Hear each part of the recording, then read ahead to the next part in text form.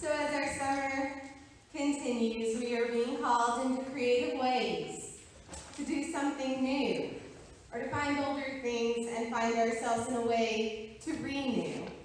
And as Christians, we renew our minds with the sacred scriptures that have guided us to this point. And we remind ourselves of this quote: how would worship be different if I approached worship like a classroom, where together we would learn, experience, and practice our faith? What if worship was a Bible study, mission-filled fellowship, and worship service all in one? So today's sermon is definitely a little bit more of a Bible kind of study for us, and with those Bible studies always comes quality pop quizzes, but luckily there are no grades, just a lot of grace. But here's your little pop quiz. What was the major religious discovery found in 1946? Ooh, we got a winner, ding, ding, ding. What is the Dead Sea Scrolls? Somebody can feel extra good about themselves today. 2 points in the sermon grades that don't matter. Yes, the Dead Sea Scrolls. The Dead Sea Scrolls are 800 documents that were made of animal skin, papyrus, and even forged copper. They have deepened our understanding of the Bible and shed light on the histories of both Judaism and Christianity. The Dead Sea Scrolls, when found, it's going to be a long day, included over 225 copies of biblical books that date up to 1,200 years earlier. And these range from small fragments to a complete scroll of the prophet Isaiah and every book found in the Hebrew Bible except Esther and Nehemiah. The discovery, though, of these documents was huge for scholarship, study, and understanding the most sacred text that we have, the Bible. And this book continues to be the book that I have asked you to learn a little bit more about each week. I mean, the oldest versions that were written of this book were discovered less than 100 years ago. Think about that. The oldest versions of the text and the writings that we have in this book were discovered less than 100 years ago. And so I want you to once again pull out your Bibles. There are highlighters for those of you at the end of your rows. If you pull out the Bible in your pew, once again, that is still okay, because the worst thing that can happen if you highlight the Bible in your pew is somebody may notice that we use them. And so I want you to open up to 2 Chronicles. Now, some of you may need some help to figure out where 2 Chronicles is. But as you pull out your highlighter and you open, you can use this slide and we will find this scripture. And as you take time, I'm watching, I'm seeing whose heads are down. I don't actually want you to be paying that much attention to me at the moment. I really actually want you to open your Bibles and find 2 Chronicles, 1 Kings, 2 Kings, 1st and 2nd. Anybody? Chronicles? No, nobody's helping. Page 401 in the Pew Bible. Oh, page 401 in the Pew Bibles. We're looking for today's scripture. Wonderful. And as you look at 2 Chronicles, while you continue to find this, I want you to think a little bit about our last summer sermon series. If you remember, it was Game of Thrones. And we were wrestling with many of the Hebrew characters and scriptures that dealt with the tumultuous times of the kings in Israel. And many of those names were mentioned in today's call to worship.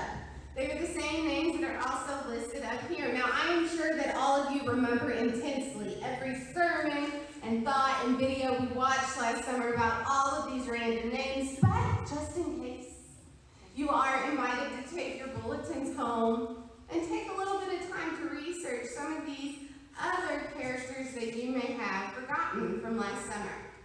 Because as we examine these stories and these supporting characters, we don't really know a lot about them because they're not really appropriate for us as children, and they have a much more adult nature. So we ended last summer Game of Thrones sermon series around the division of the northern and southern kingdoms. But however, this is not where the Hebrew stories end. And so today's story introduces us to a time when we have a king, Josiah, who is 26 years old. And as the children's video reminded us, Josiah became king of the southern kingdom, Judah, when he was 8 years old. And during the 18th year of his reign, the priest Hilkiah, I don't really know either, I just fake it like a lot of you do, but he found something while he was going about his work. And it was something big. In fact, many biblical scholars think that what he found were writings that were part of the book of Deuteronomy. So here we are in a story from 2 Chronicles where the ruler Josiah of the southern kingdom has a high priest named Hilkiah that has just discovered pieces of what we now know as the book of Deuteronomy. Are your brains exploding? Do they feel like they are on information overload? Well, in some ways, I think King Josiah in today's story may have also felt what some of you are probably feeling right now.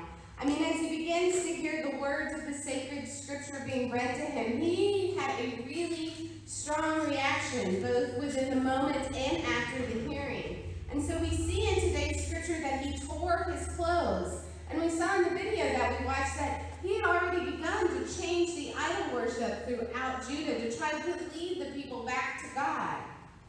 And the question is what he's about to do going to work? Well, I'm not answering that question today. You're going to have to come back next week to find out the end of that answer. But in this moment, the young man who became king at a very young age found himself facing what we would probably call an epiphany, a renewal, or even somewhat what we would later know as an empty tomb experience. This is a pivotal moment for King Josiah. It is another type of call story. He was awakened to the severity of the broken relationships, not just between him and God, but actually between his entire country, the people he was to lead, Judah and God. Because Josiah actually had a pretty good relationship with God and even an understanding of how to live faithfully. This was much more of a wake-up call about what it means to be the leader of the community and the kingdom, because his people were not living faithfully. His people had been led astray by other family members before Josiah. And the Bible, as we have researched and studied and know, is full of wake-up calls all the time. People who are even following the rules of what they think they're supposed to do and seeking to know God and seeking to understand their faith and doing the things the right way, like Josiah, still have to stay open to discoveries and new information because they are not only in relationship as individuals with God, but all of us are in relationship as a community. And we need to be aware that this book, this wonderful biblical sacred text, is complex in its history. And there are parts and stories and insights that can always be discovered at any age. Camp story, that's what happens after you go to camp. So at camp this week, there was one moment where I did something I had never done in church camp before. In the back room, there's a shelf, and it's always there. And I went back to this shelf, and I grabbed the Bibles off of the back shelf. What? I grabbed the Bibles at church camp, but I was like, I'm living into this thing. So I took those Bibles, and I brought them to a table of exhausted 8th graders. Because it was time in the middle of the week to give them an Olivia-type wake-up call. And just like Josiah, they were not expecting it. And even I was surprised when I found myself grabbing the Bibles. It was not something I had done with the previous groups. But this group needed to see Scripture and their faith in a new way. They needed to start to understand the foundations of their faith in a new way. And they, as teenagers who know everything, actually needed to see more than what they thought they knew. And since I was already the camp that is just open to every difficult topic known to man, I began to have them turn to some of the stories I knew that most of them had never heard in the Bible. I decided to challenge them by showing them in this book that there are things within it that are way beyond their 5th grade knowledge of the Bible that goes much deeper. And it is important and crucial and even fun to see some of the intricacies within this book. Because it's not just one book, it's 66 different books of complex stories and characters and relationships. And one of the reasons that this workshop was talking about how we only have one in every 10 youth staying in the church. And I think one of the reasons that we only have one in every 10 youth staying in the church in current day is that we have made our faith so simple for them and so entertaining that they do not know how their faith can truly stand up to the complexities of adult life. We have let the human idols seem more understanding and needed than the sacred scriptures, relationships, and complexities found in this book to show us the best ways to have a relationship and love with God. Because in this book, all of them have histories and stories, and just like King Josiah, we are sometimes going to be thrown out of our comfort zones when we discover something new within our faith. And it's not because of what we do as individuals. While that is one aspect of this story, so often what really throws us is the moment when we are reminded that we are not just supposed to have a faith that is lonely and by ourselves. We are reminded that the best ways to be in a relationship with God means that sometimes we're going to have to recognize the things we don't want to see or have to deal with, to the point where we may have really strong reactions that want us to pull out our hair or tear our clothes and sit there in mourning and regret for what has happened. And so this morning, as I was finishing up and coming back to this sermon, that is kind of where I got into. And so I go to pick up my bag of stuff. You have all the camp things, and they're spread out everywhere. And I found an image that, for me, it's an ongoing wake-up call. And I wanted to share this image with you. I share it with you because it reminded me of the frustrations felt by Josiah and the frustrations I have when I sit in front of a group of people that I love deeply and that I deeply want to have a faithful life and to know God for life. And yet I know that the odds are not in their favor for multiple reasons, because they live in a world in which they don't really understand so many aspects of who they are and who God has called them to be. And I felt the frustrations of Josiah, and I felt the frustrations of this camper. Because in that moment, both that camper and I are reminded of the truth of the world that we live in. And when all of a sudden we are really recognizing the difficult and wonderful and beautiful and hard truths that are in our faith book of knowledge, once we hear those and we start to engage in quality conversations, we are going to have pushback with one another. And we're going to want to seek better ways so that we're not worshiping the human idols around us. Because you can see that this kid said, no, I'm not going to be that statistic. I'm not going to be one of those that is left out to the side. My faith is not statistics or numbers.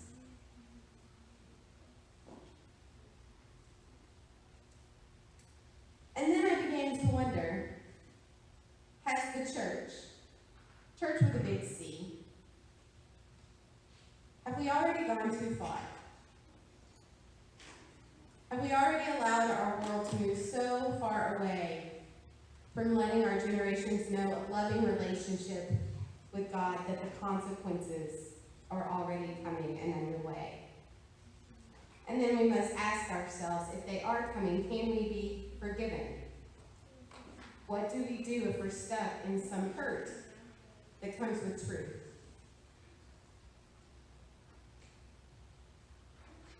For those of you who may not have been as familiar with the Dead Sea Scrolls this season,